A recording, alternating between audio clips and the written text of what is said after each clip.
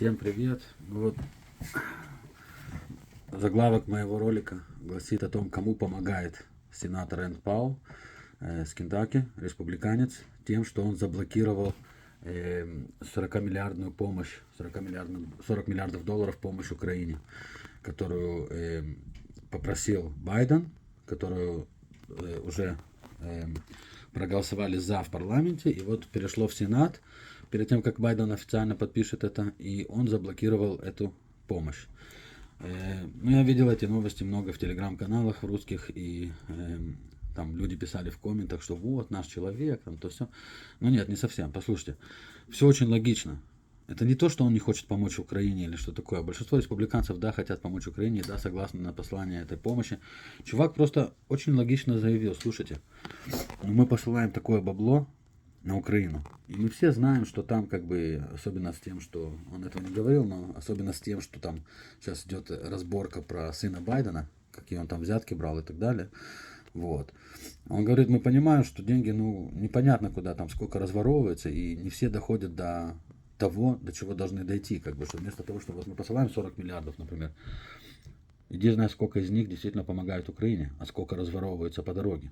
Вот. Он сказал, что, смотрите, в Афганистане в какой-то момент мы определили контролера, который проверяет, куда идут деньги, и следит за тем, чтобы их не разворовывали, чтобы они доходили до пункта назначения. Тем более, что вот мы видели, что весь Запад посылал помощь Украине, и бронежилеты, и каски, и то, и все, и оружие. А потом видели ролики, как украинские солдаты жалуются на то, что у них рваные бронежилеты, что у них недостаточно обмундирования, недостаточно оружия и так далее. А куда же все это делось? Также мы видели всякие случаи, как гуманитарную помощь пытаются продать потом всякие приближенные чиновников и так далее. Вот. И он сказал, что смотрите, ну, все логично, все хорошо, мы хотим помочь Украине. Окей, давайте поможем, давайте поможем Украине. Вот, но давайте мы проверим, что это таки да помогает Украине. 40 миллиардов это большие бабки. А тут тем более, что начали подниматься все больше и больше голосов, что, ну, слушайте, в Америке бешеная инфляция. И очень многие начали писать и в Твиттере, и не только в Твиттере, что в Америке бешеная инфляция. Цены на бензин громаднейшие. Непонятно, как граждане Америки должны жить. А в то же самое время куча денег посылается Украине, как бы. Многие начали писать, что вот закончится краска скоро в печатном станке у Байдена и так далее. Но как бы все логично. Послушайте, они на него там начали наезжать, что вот он такой секой, что из-за него сейчас помощь Украине затормозится на неделю и так далее. И то все. А он, в принципе, сказал, что, ребята, вот мы даем 40 миллиардов, давайте убедимся, что эти 40 миллиардов в целости и сохранности доходят до конечной точки раздачи. Ну, я не знаю, как бы, ну, довольно-таки логично, нет? Но в Америке нету сейчас логики, в Америке есть политика. Им всем по барабану. Им вот главное сказать, мы проголосовали за 40-миллиардную помощь Украине. Вот для этого, вот это им важно.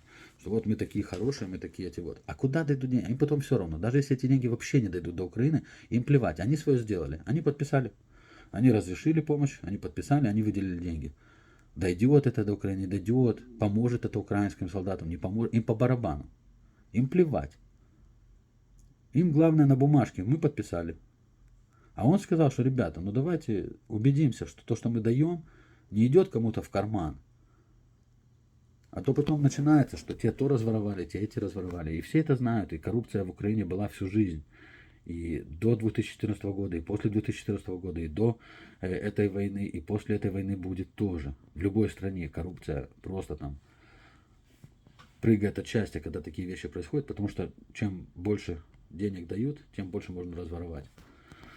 Ну вот, короче, он не пророссийский. Я не знаю, может он проукраинский, а может он просто нейтральный. Но он просто сказал, что, слушайте, наши граждане платят налоги. И вот мы сейчас кучу денег с этих налогов, 40 миллиардов это бешеная сумма. Есть страны, которых 40 миллиардов это на несколько лет бюджет Министерства обороны. Говорит, подумайте сами, мы такие бешеные бабки даем, давайте хоть определим, что они доходят до места назначения. Короче, вот такая вот тема поднялась. Хотел показать, что и как на самом деле, как бы не знаю, кто из зрителей, да, читает американские новости, кто не читает, но очень много голосов стало подниматься о том, что как бы пора бы уже заняться своими делами. Так же, как и в Канаде. Трюдо там что-то прыгает, вякает, ездит, награждает собак на Украине. В то время как тут бензин поднимается просто каждую неделю, а то и 2 раза в неделю.